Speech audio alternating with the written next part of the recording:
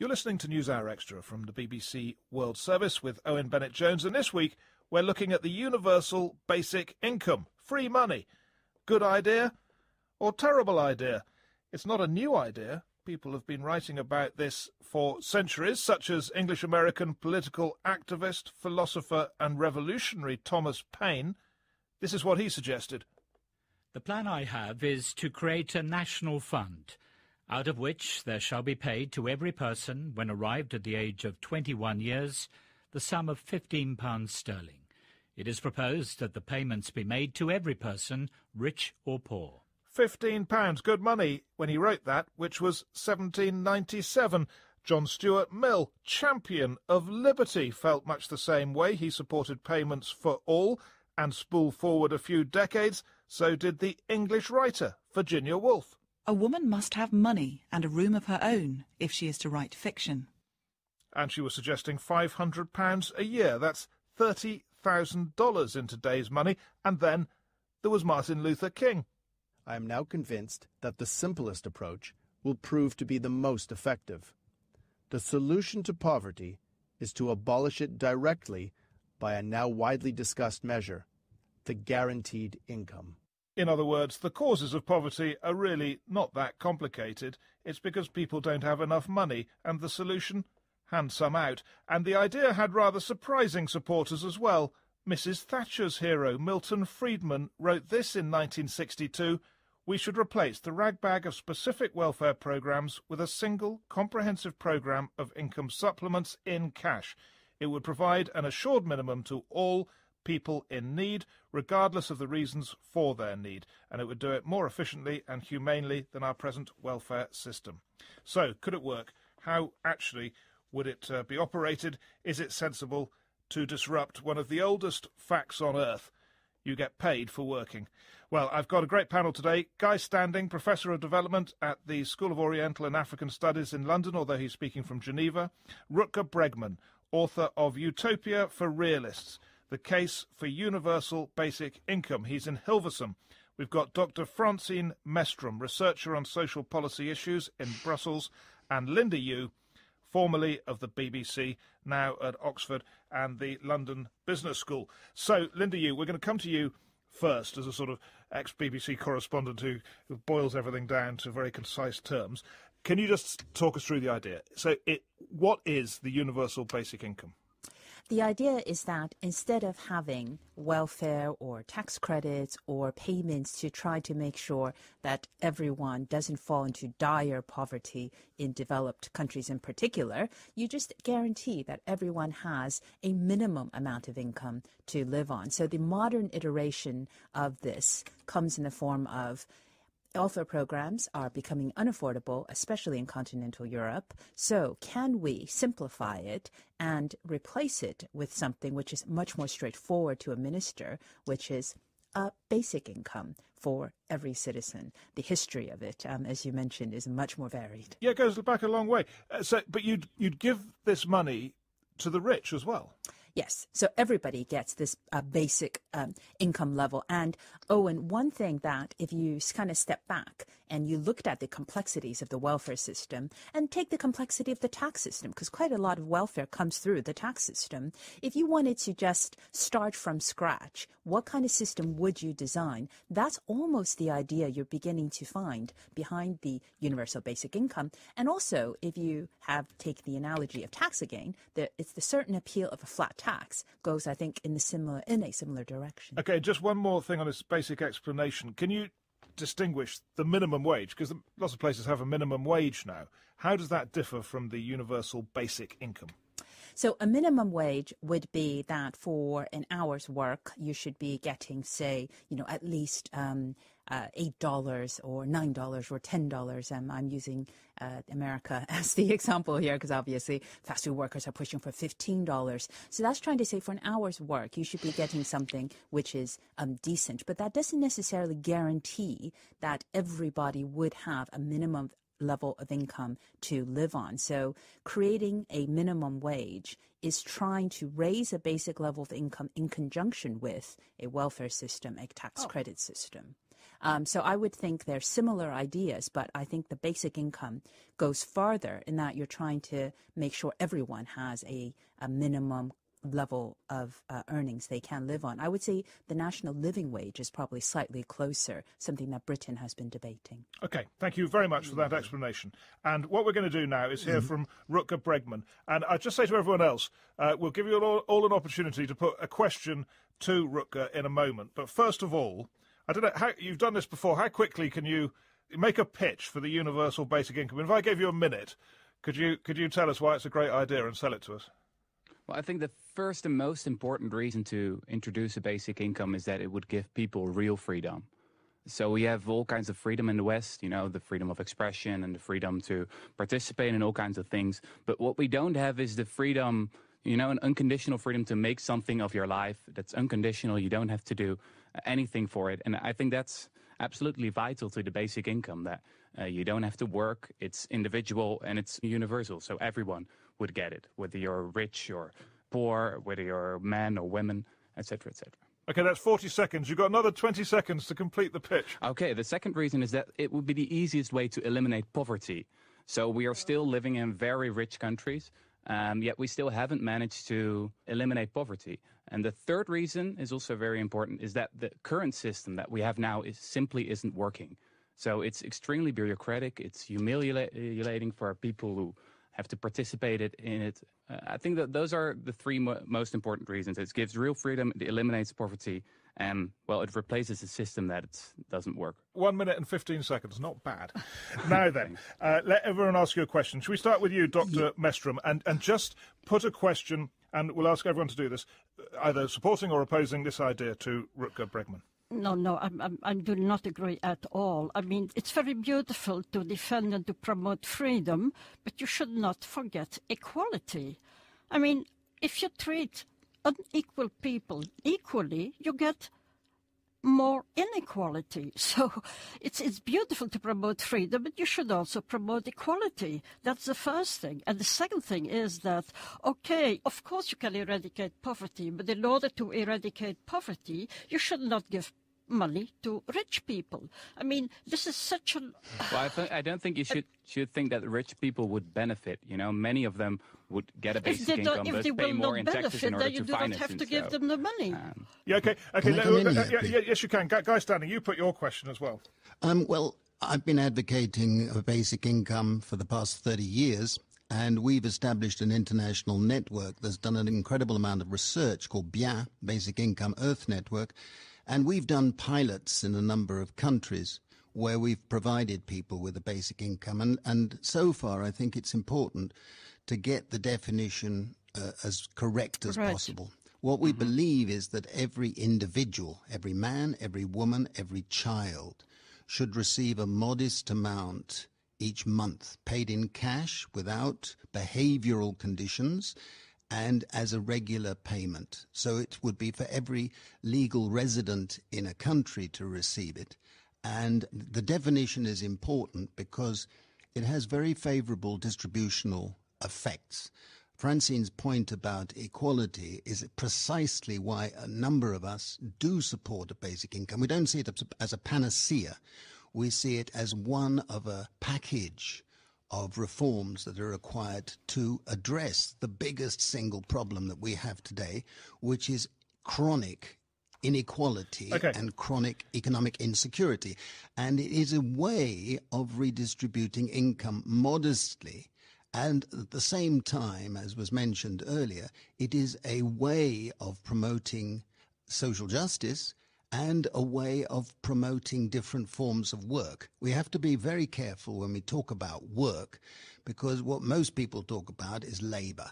There are many forms of work that don't get remunerated at all, and a basic income would actually enable people to do many forms of work and receive something at the same time. We will be talking about the nature of work a little later on. And Guy Standing, thank you for that. But Francine Mestrom, I just want to come back. Both of the other speakers so far, and Linda, you'll have your question, but Francine Mestrom, when you say giving this money would lead to greater inequality, I mean, that's rather sort of counterintuitive, because you think if you gave everyone, I don't know, $10,000 each a year or something, that would lead to more equality. So why do you think the opposite? look, it's very simple. Take 3 children, one of 5, one of 7, one of 12. You put them on an equal stool. They remain unequal. The advantage of our welfare system, however imperfect it is, but the advantage is that it gives money in function of what you need, not an equal amount to everyone.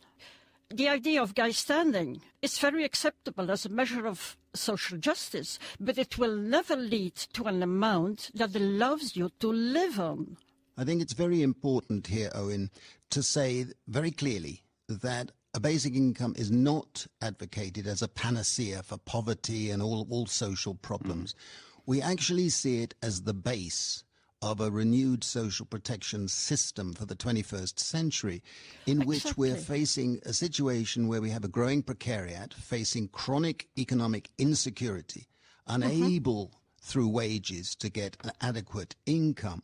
And a basic income would give people a stronger bargaining position, a strength of security, and an ability to participate in the labor market to a much more effective extent than the current means testing system, which creates poverty traps. And if you're going to talk about those, I think that's a very important aspect of the whole debate. But why do if you I can give another argument, Rutger Bregman, there's also very important research that has been conducted that shows that the welfare states we have nowadays that are more universal, that those welfare states actually manage to reduce poverty in a more significant amount than the more minimal welfare states.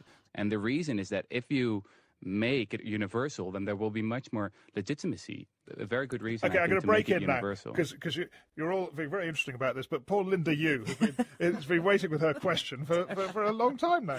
So Linda, Rutger Bregman made his case quite a long time ago now, in 1 minute and 15 seconds. What is your question to him? My question is a much more practical one, which is if you wanted to guarantee a minimum level of income that offers the kind of liberty and security you're describing, is it affordable for a government? And so I don't want to be completely abstract. Finland at the moment, I know we'll speak about it later, is contemplating piloting an experiment around universal basic income. The number that's been mooted would be 800 euros a month for every individual in Finland. But if you took that by the population of Finland, then the cost of offering that basic income exceeds the total government revenue that the Finnish government actually collects every year. So to make this plausible, is it affordable?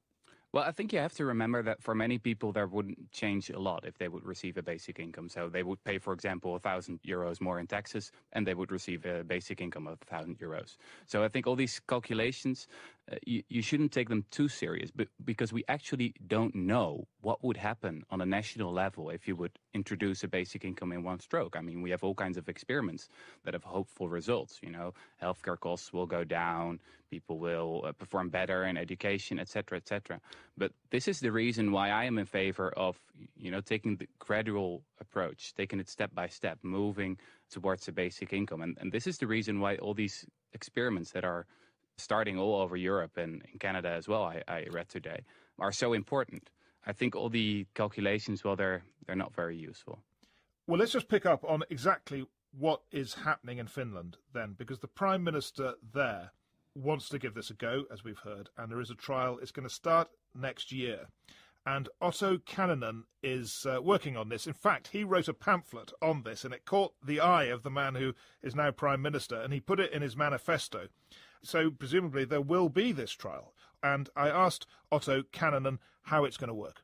The plan is to start in 2017 and run a trial for 2 years and include 8,000 individuals, experimental individuals. So 8,000 people will be randomized into the trial. And how much money will you give these lucky 8,000 people?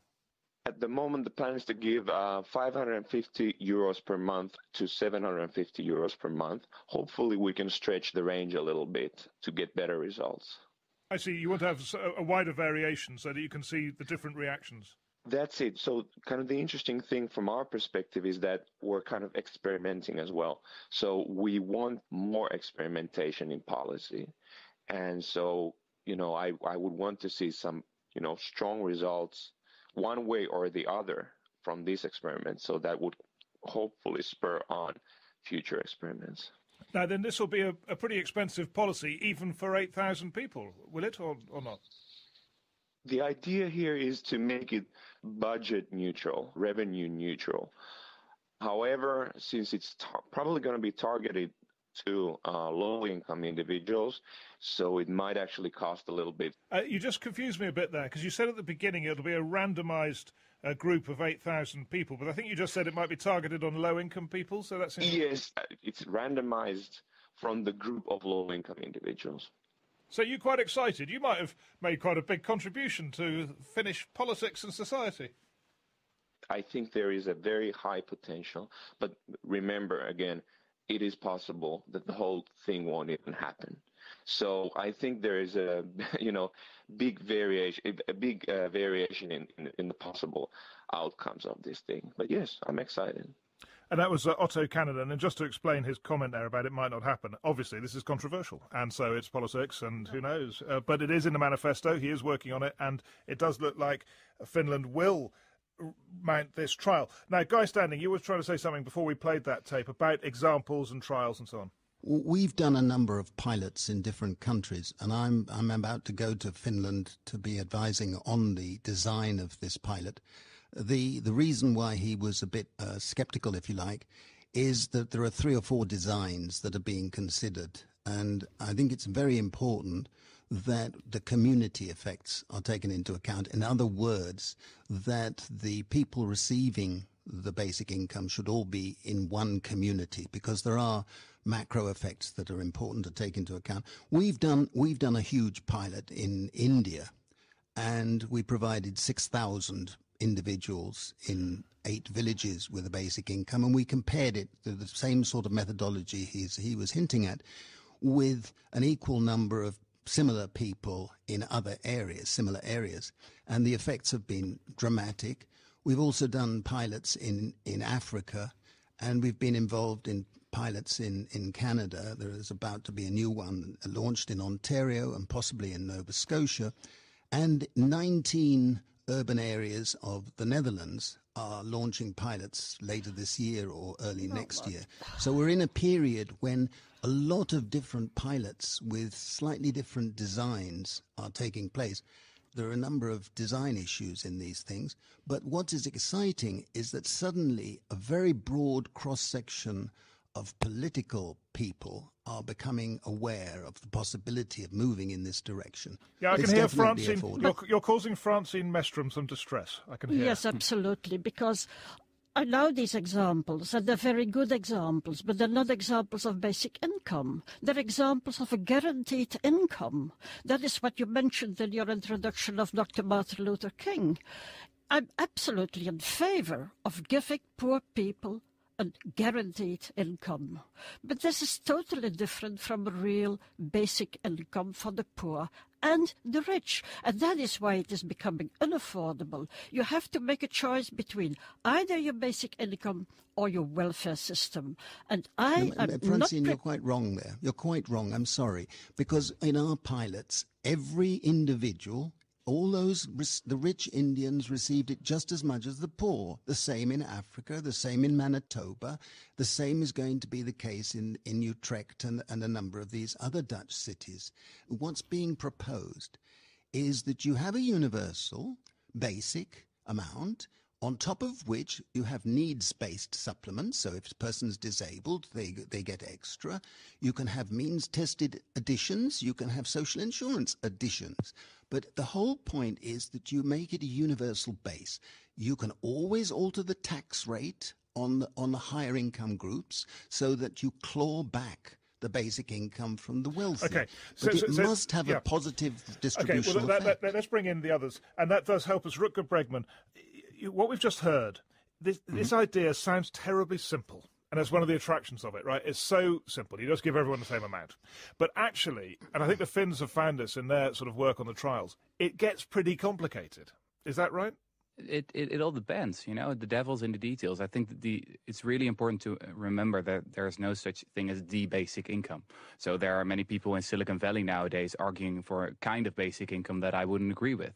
So they would want to do away with all kinds of, government-provided healthcare or education, etc., and replace it all with a simple cash transfer. And I think that many people who are now have a low income would, in some of these scenarios, not benefit at all. So I think that's important to remember. I see it more as a supplement, as an addition to the welfare state. In some cases, it makes things easier, so it could replace some benefits, but not all of them. Yeah, but I think the Swiss have got a proposal, which they're doing a referendum on, and as I totted it up, it would be $30,000 a year, isn't it? I mean, that's big money. I thought too that it was pretty high. I would say that it would have to be around the poverty line. To make in the country where I live, the Netherlands, that would be around €1,000. On the Swiss one, Owen, I really think you need to consult the actual referendum that is being held. I live in Switzerland, and they don't actually mention in the referendum what the level should be. Exactly. A number of the advocates have suggested it should be for an adult 2,500 Swiss francs a month, and each child 625. But that's a particular variant of it, and you could have it much lower than that. I personally, when I'm speaking on it in Zurich and elsewhere, I say the level should start much lower than that.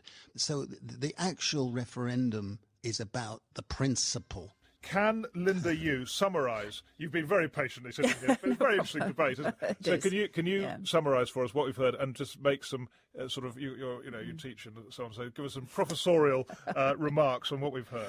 I think it's a simple idea, and I think the appeal is that it's universal, and you can argue there's political buy-in because it's offered to everyone. But at the same time, that could make it unaffordable, and I think that's why the debate around levels is so important. But I think the other thing which has come through is that obviously it is not going to be, unless it's at such a high level, which is unaffordable probably, it's still going to need to be supplemented by other elements of the welfare state, whether it's health benefits or housing benefits. And I think once you start to add in the complexity, then are we really talking about a basic income, or are we just really saying that the minimum safety net offered to the society in a rich country should just be higher? So in other words, it's not replacing welfare, but it becomes a base level. And that's why it's more like things like the national living wage that I mentioned earlier, where you're just trying to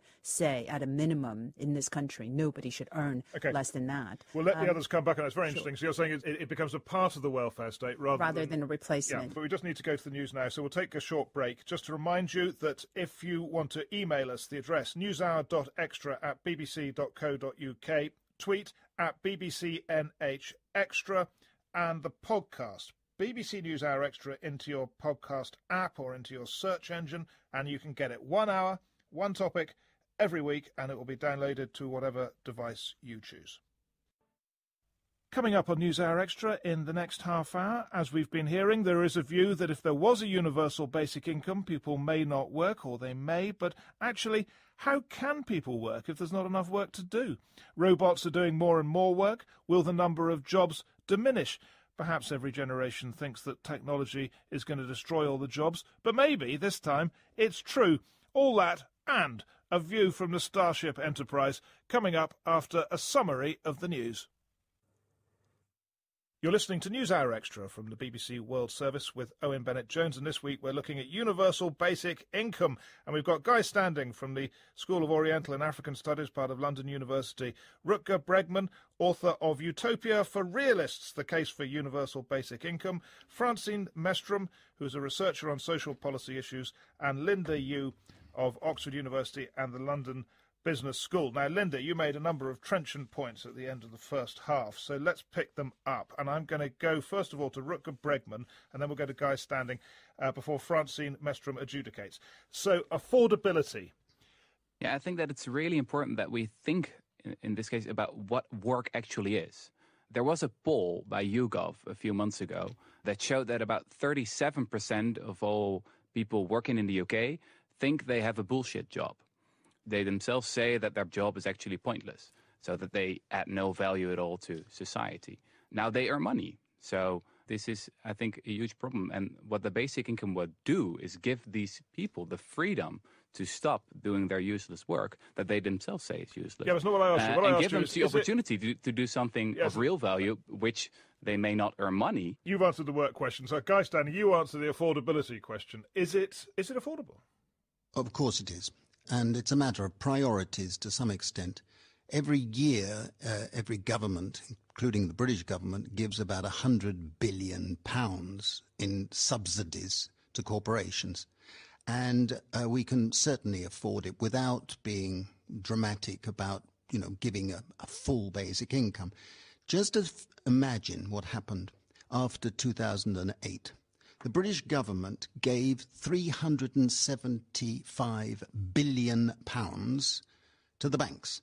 It went to the rich, to the hedge fund managers and so on. And without a shadow of doubt, and all the evidence shows it, this increased inequality, scarcely increased growth, and had no effect on the real economy. If that money, that $375 billion, had instead been handed out in basic incomes, very modest, it could have given a basic income for 5 years, every individual in Britain. The same with the United States. They gave nearly $1,000 billion to the banks and the hedge fund managers and so on. If that money had been used, or even part of it, they could have provided a basic income. The same with the European Central Bank. It's given out over 1,000 billion euros. We get the point. And it could have been spent in a totally different way. Francine Mestrom, what do you think of that point we've just heard? Yeah, well, that's a very good point, of course. But Guy Standing will agree that in order to do that, you will need totally different power relations in our societies. I mean, and once you have totally different power relations in our society, you can do a lot of things. But with the current situations we have in all our European countries, if you want a basic income plus a welfare system, then I say it is unaffordable unless your basic income is at a very, very low level. The basic income is all about redistributing power as well. So, but Linda, you've raised this affordability issue 2 or 3 times, and we heard Guy Standing make the point there that the bank's got these enormous bailouts, and that would have provided, he's saying, 5 years worth of money for this. So what about that point? I would probably differentiate between a longer-term affordability than, say, central banks printing money to, say, rescue the banking system. I, am very sympathetic to the idea that we shouldn't be giving an implicit social guarantee to banks, which we do. I think that's a whole problem. But I think the issue of affordability is actually simpler than that. So Angela Merkel, the Chancellor of Germany, has said that the European Union accounts for about a quarter of world output, but 50% of its social spending. And she has said that this welfare system is unaffordable. So if the current welfare system is unaffordable, then where does the universal basic income come in? Is it intended to cut the welfare bill? Or if it supplements it, then that affordability question has been hanging over Europe for quite a long time. What's really unaffordable is poverty. We have a lot of research showing that the costs of, for example, child poverty are like 4 or 5% of GDP. Many of the investments in combating poverty directly with cash transfers would actually pay for themselves. I show this in my book, that there's a lot of research that shows that many of these measures are cost effective. If you think about affordability, you also have to calculate, the benefit. Just to make that point clear, you're saying that there is evidence from previous trials that the universal basic income does lead to savings in it's quite surprising things like people don't need as much health care, and there are other savings that come out of it which you wouldn't necessarily expect. That seems to be the case from the data, right? Definitely. In my book, I talk about a natural experiment that happened in North Carolina. The casino opened there, and they used the earnings of the casino. They distributed to all the members of the Indians who live there. This investment paid back itself in about 5 or 10 years. Okay. And with our pilots, we've found that you reduce expenditure on healthcare because you improve health, you improve nutrition, you improve sanitation. You can see the dynamic effects in the economy. The tax paying increases. I want to come very clearly to the point about disincentives to work and labour. The current system of social welfare with means testing means that everybody has a huge poverty trap if you're in the precariat. This disincentive means that if you go from low benefits into the sort of low-wage jobs that are out there for the precariat, you're facing in Britain a marginal tax rate of 80%. Now, if the middle classes had to face a marginal tax rate of 80%, there would be demonstrations and huge noise about it. In Denmark, it's 86%. In Germany, it's 85%. These are official calculations. So one of the effects at the moment of the system is to discourage people from taking low-wage jobs. Another is to drive people into the black economy where they don't pay taxes. Now, the whole thing about a basic income is that it would remove the poverty traps because everybody would receive it, and then on all their earnings, they would pay the standard rate of tax. Francine Mestrom, take your time now to tell us what you think about the work issue, whether it would be a disincentive or whether, as we just heard, it would work the other way. No, it is not a disincentive. Absolutely not. All people want to work. All people want to work. But my not big everyone, worry... is it? Yes, of course. But few exceptions, maybe. But we all want to be useful in society. So people want to do things. People want to work. And my big worry is that with this basic income, and if you really insist on giving everyone the same amount, you will not be able to maintain your welfare system, and you're abandoning all the results of more than 100 years of social struggle.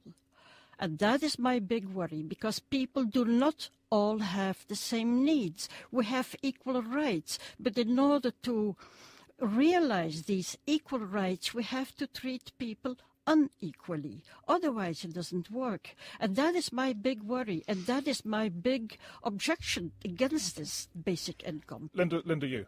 Can I just jump in on this eradicating poverty, which I think actually the panel seems in agreement we all must do. So I just want to play devil's advocate for a moment and say that the biggest gains in poverty reduction we've seen since 1990 has been in China.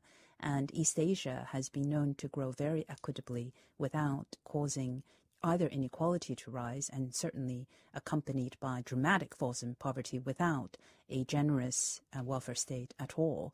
And so the kind of work incentive that having no social safety net, some may argue, probably for those developing countries worked in a certain way. So I'd just be curious to know how that would stack up in terms of poverty reduction, which is clearly an agreed goal here.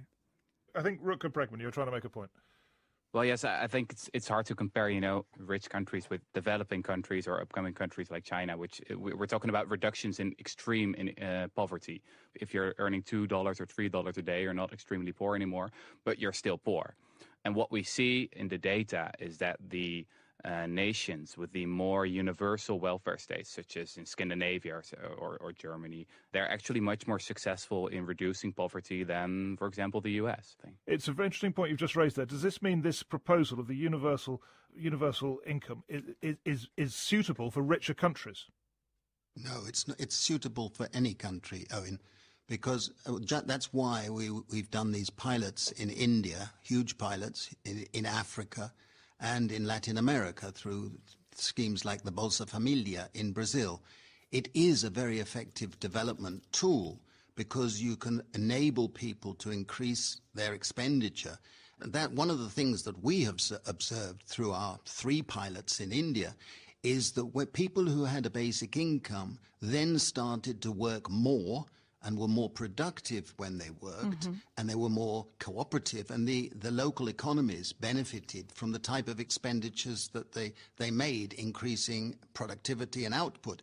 The basic income can be a very effective development tool, and it's good to know that the World Bank and a number of other development agencies are gradually coming round to that. But I think the point on China is precisely that in fact inequality has dramatically increased in China. The poverty rate is very bad, despite 3 decades of extraordinarily rapid economic growth. They need a basic income scheme because they don't have an effective replacement social security system. I think and they've been in a transition phase, and a huge amount of poverty has taken place.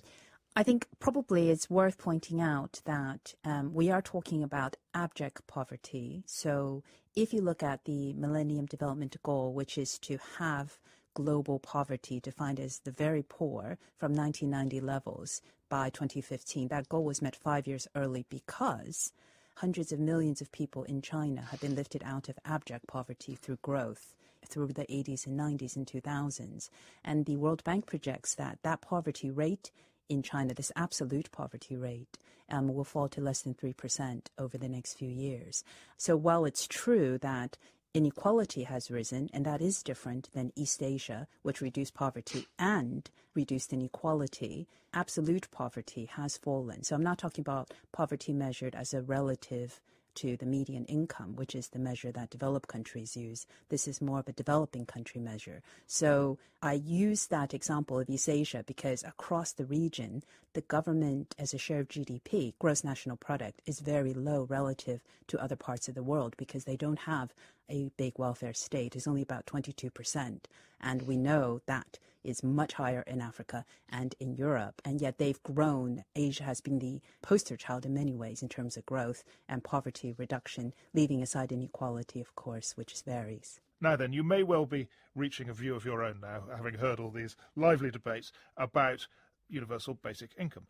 But it may just be that technology and all the robots and automated systems that are being created will simply take away so many jobs that it is virtually impossible to work.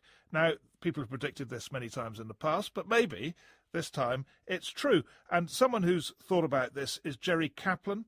He's an entrepreneur, a fellow at Stanford University, and the author of Humans Need Not Apply. We're about to see a significant acceleration in the rate of automation. And automation is the substitution of capital for labor. And so what that's going to do is to allow people with money to develop machines that can do jobs which currently require a lot of human effort and attention. Just take agriculture as an example. 200 years ago in the United States, more than 90% of the U.S. population worked directly in agriculture. And today, less than 2% do. And they produce more food at obviously far, far less cost and effort than it was previously. Well, that didn't mean that 88% of the population was out of work. Obviously, different kinds of jobs were created with that new wealth, and people learned to do them. The problem was that if you knew how to plow a field, you could do that for your entire life, and then your children might get a different kind of job, and you didn't need to learn some kind of new skill. But we're seeing changes in automation today that are going to accelerate that kind of process significantly. The single largest category of employment in the U.S. today is driving trucks, driving cars, doing delivery vehicles and things like that. And it may very well be that in the next 10 to 20 to 30 years, that only a small fraction of those drivers are actually needed. So the question is a truck driver who has driven a truck for 40 years suddenly going to be able to get a new job doing, say, social media promotion? The answer is that transition could be protracted and brutal, and a lot of people may find themselves unable to find suitable employment. If you look at today's jobs, and you say, how many of them could be automated in the next 20, 30, 40, 50 years, you can come up with some very large numbers. You might say, 50 or 90% of the jobs might be automatable, of current jobs are automatable during that very long time frame. But that's the wrong way to look at it, because that has always been the case, that we've been automating these jobs and the labor has been shifting. The question is, what kinds of new opportunities will arise? Historically, they always have, and I really don't personally see any reason that pattern is going to change. The question is, are the people who are put out of work today, do they have the skills that will be necessary for the jobs of tomorrow? Well, there we are. That was Jerry Kaplan. And just to sort of emphasize his earlier point about the technology and what a difference it makes, I read this incredible thing. WhatsApp. They got 450 million customers. This is when they were sold for X zillion dollars, and 55 employees. Yeah, I mean, yes. Linda, you? Yeah, well, I think robots, automation, technology actually answer the work disincentive question. So one of the fears of giving everyone income is that they won't work or exert effort. If robots are producing the output and humans are not needed to produce the food, the cars, the services. I know that artificial intelligence is doing customer service these days. Then that actually means national output is increasing without the humans. And so long as the economy chugs along and output is rising and therefore productivity keeps going, that's actually a way of generating revenues that could pay for basic income for humans without worrying that those humans who've taken the money stop working and growth and begins to stall. Well, yeah, but there's another side to it than that, isn't there? I mean, if all this stuff's being produced by robots, people have to have money to buy it all. So you need to give... You need the basic income. Yeah. Because some of the big companies are now worried that there aren't enough people getting enough money to buy their stuff, isn't it? Yes, or how much stuff can you buy, which is the Japan challenge. Right, let me throw this out to... Maybe we go to you, Rutger Bremkerman, on this point of, is the work going to dry up? There just won't be jobs. Well, historically, this is a very old idea. I mean, the work week has shrunk since 1850 from about 70 hours a week to, 40 hours or something like that. And it's actually increasing again since the 1980s. But everyone expected in the 60s, in the 70s, all the great thinkers, Keynes said this, for example, in a famous essay, that we would go to a work week of around 15 hours. So why are we still working then? Well, I think an important reason is that we have an incredible ability to come up with new kinds of jobs, whether they're useful or not. So that is my worry, that we will go to a society with robots doing all the useful work, but that we still cling on to this idea that you have to have a paid job in a hierarchical relationship to your employer. While we really have to think now, what actually is work? What is being productive? Maybe you're productive today if you're just doing some volunteers work, caring for your children, listening to good music, etc., etc. We really have to rethink all these fundamentals of the way we look at the economy. Francine Mestrom, we did sort of say we'd talk about the nature of work, and this is now where we've got to, is that, it could look very different, and it could make the universal basic income look very different. No, I don't think so. I mean, I agree with Rutger saying that we have to redefine work at any rate. And if you think of the care work that is now done without being paid by women, this care work will only become more important. And I think it is all very positive news, because if we can live with 10 or 15 hours per week, this is perfect. Is it? So we need a drastic reduction of working time. Absolutely. But the socially necessary work has to be shared by everyone. You cannot say some will be working and others will not be working. Linda, we how have to many share hours... the work that there is. Linda, how many hours of work do you do a week? Given that I'm currently writing a book, a lot, but I wouldn't necessarily want to characterize how much of it is productive versus procrastination of the writing. You're agreeing with Rutger there. Well, let's just... But the reality is that despite all this technological change that we're experiencing, the Silicon Revolution, there are now 1 billion more jobs than there were a decade ago in the world. It's not true that some robots are going to displace every part of work. We have a huge amount of work that needs to be done. There's no shortage of work. The problem that's being thrown up by the technological revolution is it's increasing inequality, and it's reducing the ability for millions and millions of people to earn enough through wages in order to be able to be good consumers and good citizens. We have a terrible problem of wage falling. In most of the rich industrialized countries, wages have been falling over the last 30 years. So you have a situation where the distributional effects of robotics is far more important and threatening. And that's, I think, is recognized by many in Silicon Valley. Yep. They realize this is a distributional crisis. And as the other speakers have said, we need to reconceptualize work. We need to recognize that there is a care deficit in our society and that we have aging in many countries all over the world. And we need more people to be able to spend more time in caring for relatives and their communities. And therefore, it's not a matter of a shortage of work to be done. In fact, the current technological revolution is creating a greater demand for work. Linda Yu. On that, Alan Kruger, who was, he's an economics professor, He argues that technology at the moment is contributing to the hollowing out of middle-class jobs, and that's where you find very high-end jobs that can't be done by machines and low-end jobs that can't be done by machines, and that does have the effect of depressing low-end wages. But his argument is if you look at where technology is headed, there's going to be more technology which is complementary to middle-skill jobs. So the Uber app, for instance, helps drivers, the category that you mentioned, Owen. But his point is that technology is going to be pervasive. And so if technology becomes more pervasive, and that means that workers may indeed be able to work fewer paid hours, then that does provide an argument for basic income, because there is more output in the economy. People don't need to work as much. You can still get the revenues, but at the same time, give people freedom to do work they find productive. But I would just stress, I think that's the case for rich countries. I think this is really not something that you're going to find very much of in the developing world at the moment. We've been peering into the future. And I hope you'll forgive us this. It's a little outlandish, but we've got some Star Trek. This is from First Contact, Star Trek's Captain Jean-Luc Picard, explaining to a character from the 21st century how this is all going to work in the future. How much does this thing cost?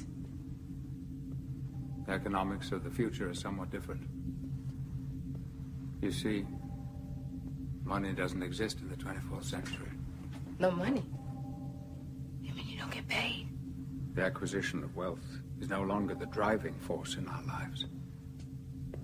We work to better ourselves and the rest of humanity. Well, there you go. Patrick Stewart's view. I think you might have said 24th century, actually. Anyway, it was a long way ahead. Anyone supporting that view? We're going to not only lose work and all the rest of it, lose money as well. I rather like the food replicators. I think that would help with my household spending, because we do spend quite a lot on eating. So, William Morris imagined in his book News from Nowhere that he wrote in the 1890s, he envisaged a future set in the 1950s in which people would only do self-motivating work and everybody would have a basic income. And I thought his idea of what society would look like is better than science fiction, because it's potentially realizable in the 21st century, let alone the 24th. But I think you'll find that there's enough motivation everywhere for people to want to work and Absolutely. To do very different forms of work. And I think that it's too pessimistic to think that if we had a basic income, we'd suddenly lose motivation to improve ourselves and our communities.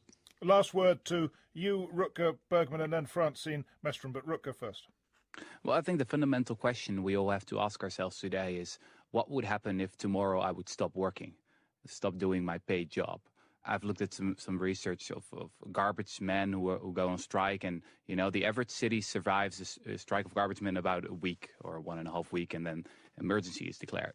But what happens, for example, if bankers go on strike, if all the financial sector shuts down? I've looked everywhere in history and I found only one example, Ireland 1970. All the bankers stopped working because they thought that their wages weren't keeping up with inflation. And well, nothing really happened actually. The economy was still growing after six months, and they came back grumbling and said, all right, we'll go back to work. That's an interesting way to look at what's real adding value in our society nowadays. There are many people who earn a lot of money but don't add a lot of real value, and the other way around. So, Francine Mestrom. Yeah, no, I totally agree with the last remarks of Guy Standing. People want to work. People want to be useful. People are motivated to do something. So work is not the problem. The problem I see is the whole relationship between capital and labor, which has been changed in the past century. And I think we have to try to preserve these better relationships that were there. We have to improve our welfare systems. We have to eradicate poverty. Poverty should be illegal. It should not exist. But please, let us try and improve the systems that we have, not only to promote liberty, freedom, but to promote also equality. I think that is the main task that we have. Look, I'm going to draw it to a close there. Thank you all very much for a fascinating and very lively discussion of what is a very interesting idea. And so thanks to Guy Standing, to Rutger Bregman, to Francine Mestrom, and to Linda Yu. Let me just remind you, if you would like to listen to the programme again, you can stream it, bbcworldservice.com/newshour extra. If you want to get the podcast so you can download it and listen to it whenever you want, then the way to do that is NewsHour Extra into your podcast app and get it downloaded every week, I recommend. And then if you want to get in touch with us, I always say that we do read everything that comes in, try and respond to it. I think we succeed in responding to it. newshour.extra@bbc.co.uk. Tweet at bbcnhextra. That's it for this week. Thanks to the panel from Owen Bennett Jones in London. Goodbye.